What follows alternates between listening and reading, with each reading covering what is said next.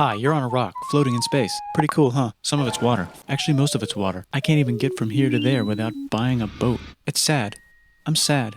I miss you. How did this happen? A long time ago, actually never, and also now, nothing is nowhere. When? Never. Makes sense, right? Like I said, it didn't happen. Nothing was never anywhere. That's why it's been everywhere. It's been so everywhere you don't need a where. You don't even need a when. That's how every it gets.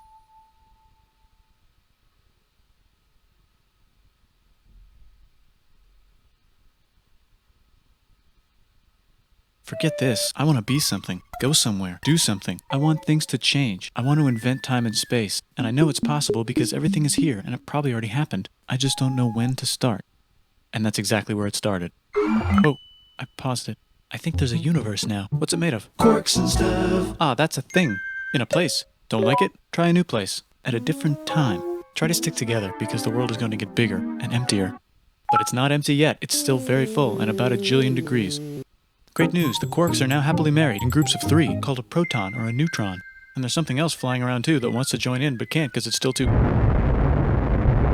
Great news, the protons and neutrons are now happily married to each other. Some of them even doubled up. Great news, the electrons have now joined in. Congratulations, the world is now a bunch of gas in space. But it's getting closer together. And it's getting closer together. And it's getting closer together.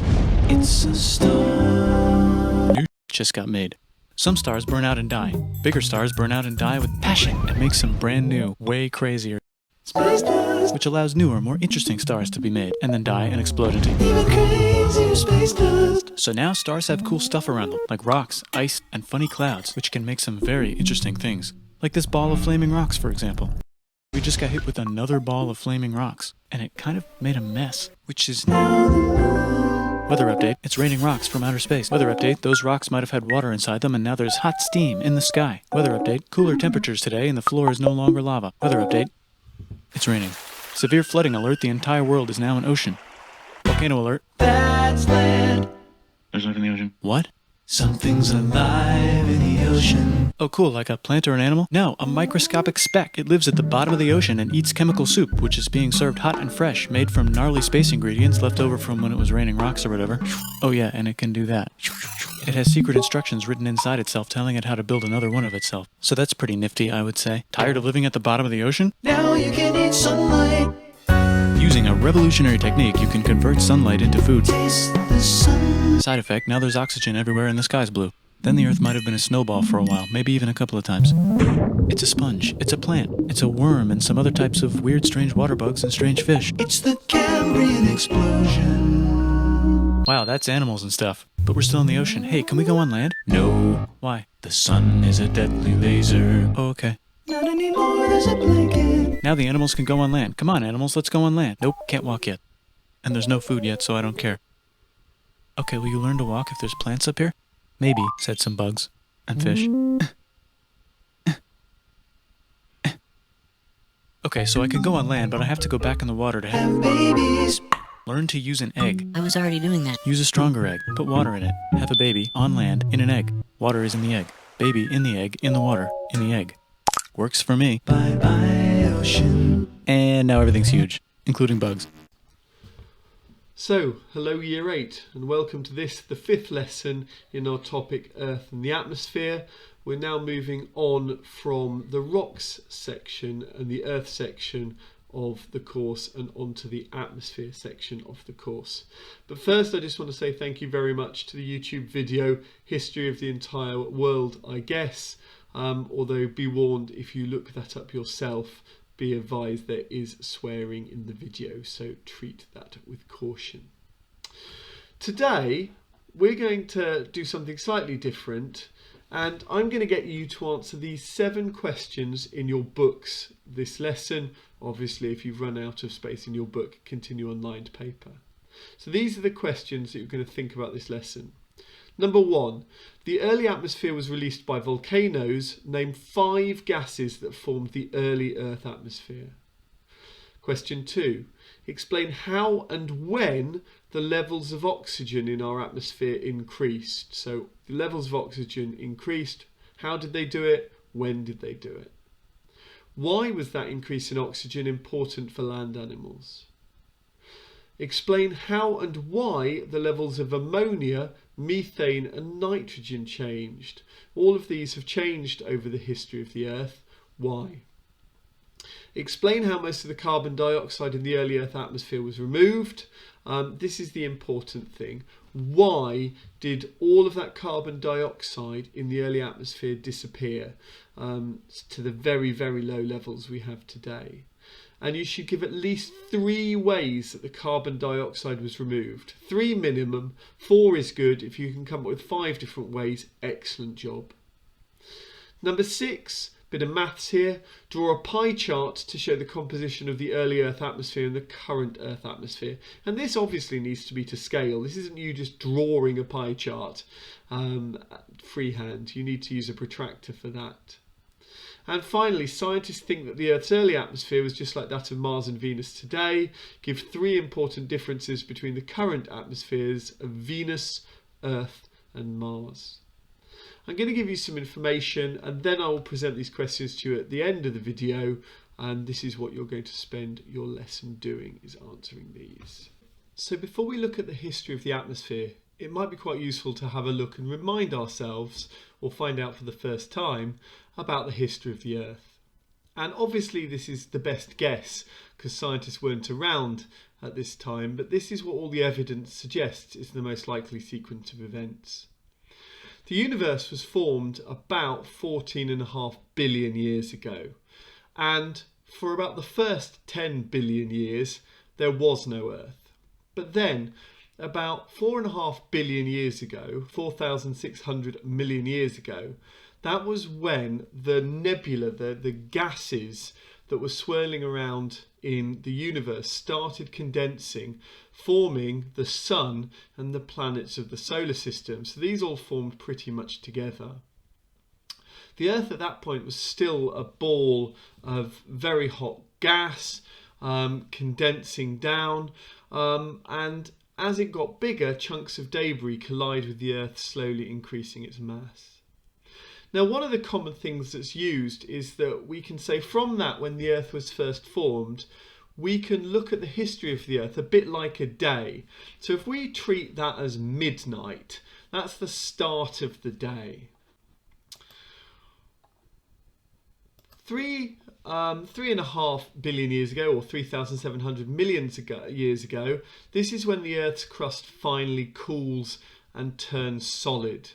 That was almost 1 billion years of the Earth being molten and liquid as it lost enough energy to finally drop down enough for the rocks to cool to form the crust. Once that had happened, of course, it now becomes cool enough on the outside that the water on the outside of the crust is able to condense, and that forms the oceans. And if we're treating this like a day, that happens at about 5 o'clock in the morning. So you're probably still sleeping at that point.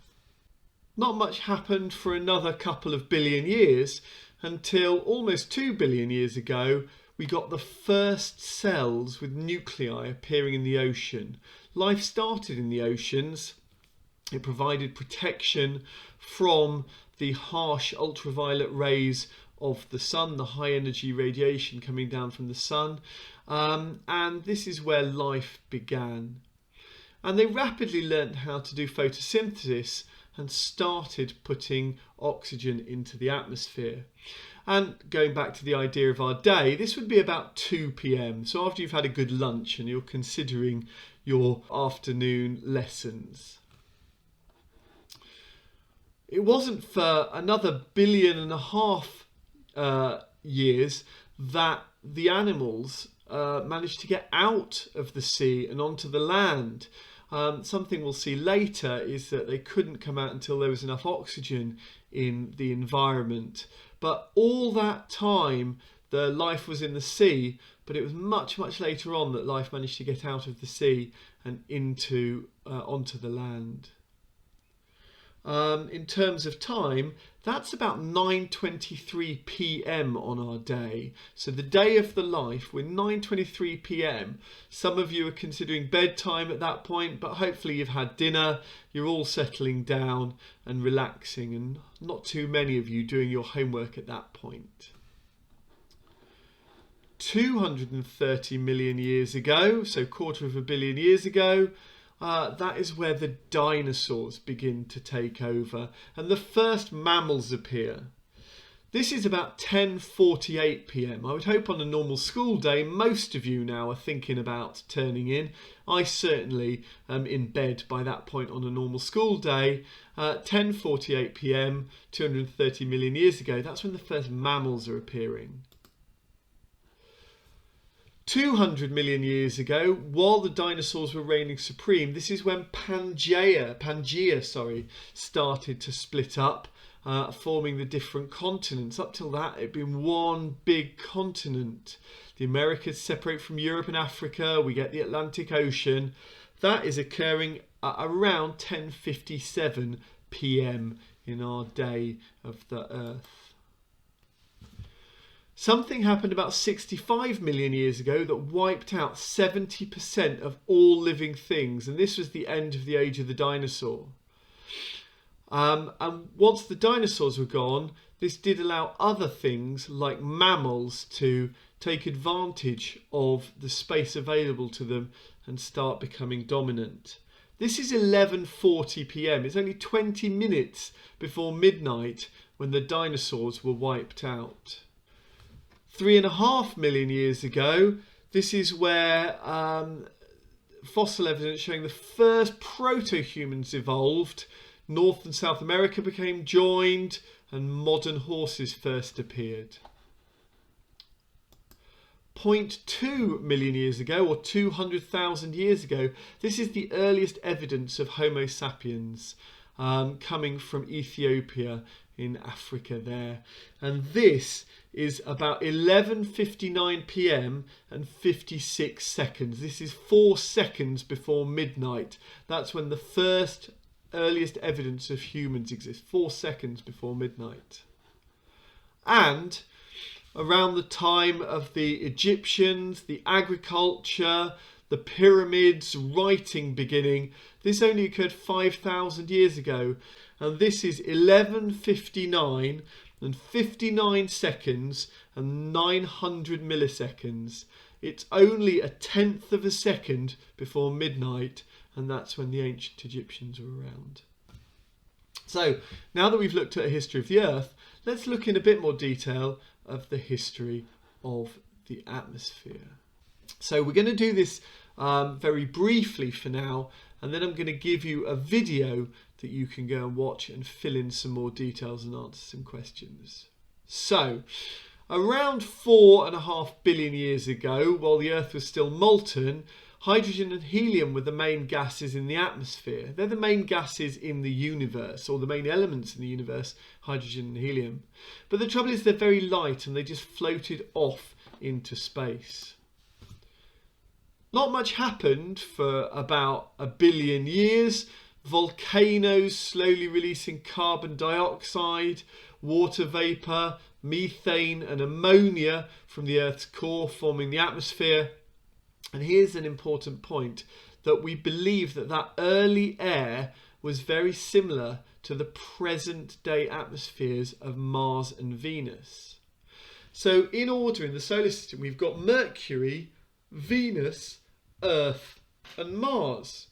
So Venus on one side of us and Mars on the other side of us have very similar atmospheres. And we believe, being in the middle of those two, that our early atmosphere was almost certainly the same as theirs is today.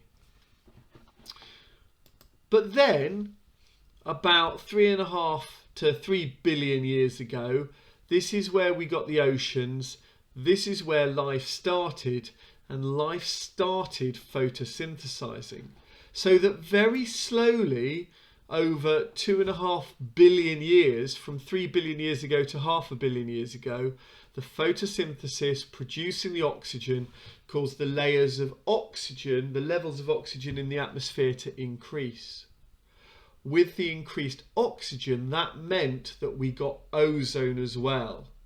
And that formed the ozone layer, and that was essential because the ozone layer is what protects us from the deadly radiation of the sun. It's a blanket protecting the Earth. Once the level of oxygen built up, that was then able to react with the ammonia in the atmosphere, forming nitrogen and more water. And once that had happened, with lots of nitrogen in the air, lots of oxygen in the air, the composition of the atmosphere stayed very stable for about 200 million years. Of course now, and this is where we're going to go in the next couple of lessons, humans are changing the balance of gases in the atmosphere. In particular, burning fossil fuels, releasing carbon dioxide, polluting the air, beginning to have an effect on the climate of the Earth. But that's for another lesson. So what do you need to do now? Well, you need to answer these 7 questions that I gave to you earlier in the lesson. And you need to write both the questions and the answers in your books. This is all important information. You need to have it down in a format that's going to make sense to you for your Key Stage 3 end of topic tests coming up just before Christmas. For the first 5 questions, I've got some textbook pages that I've printed out. These are from a GCSE textbook, so they're fairly high level, but I'm sure all of you can cope with the ideas. So you can use those textbook pages to answer the questions, or all the information is also contained within this YouTube video here. If you don't have access to the link, then you can just Google chemistry, the Earth's atmosphere, and that will give you the information for questions 1 to 5. For question 6, what you should do is you should pause the video, and I want 2 pie charts. I want one pie chart showing the composition of the atmosphere when the Earth was first formed, and I want one pie chart showing the composition of the atmosphere here. Of course, you can treat carbon dioxide as 0, so you don't have to worry about that. But for the rest of them, you need to use your math skills to convert those percentages into a number of degrees and plot an accurate pie chart for those.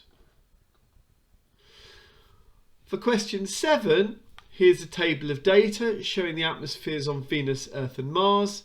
Scientists think that the Earth's early atmosphere was just like that of Mars and Venus today. Give 3 important differences between the current atmosphere of Venus, Earth and Mars. When answering this question, you should use the data in the table. So if, for example, you were discussing the surface temperature, you would say, well, the surface temperature of Earth, 15 degrees C, is between that of Mars, minus 23 degrees C, and Venus 460 degrees, if you think that is an important difference. So just as a bit of a summary, here is the slide from the end of that YouTube video that I showed you.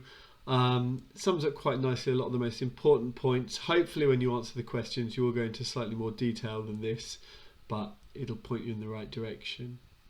That's it for this week. I don't need you to submit anything.